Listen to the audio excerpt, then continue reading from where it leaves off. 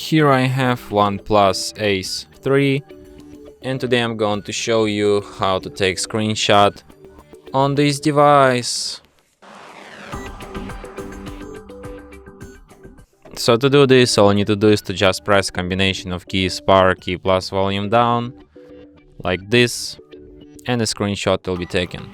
So let me show you once again, power key, volume down, and we got it. So one last time, just press volume down button, power key button, and we got these screenshots. You can find your screenshots in Photos, in this Photos application, in the special album called Screenshots, and here they are. And from here you can share, edit, delete, search with Google Lens, and perform other actions like this with your screenshots.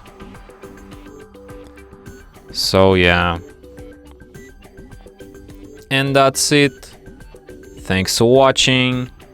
If you find this tutorial useful, don't forget to hit that like button and subscribe to our channel.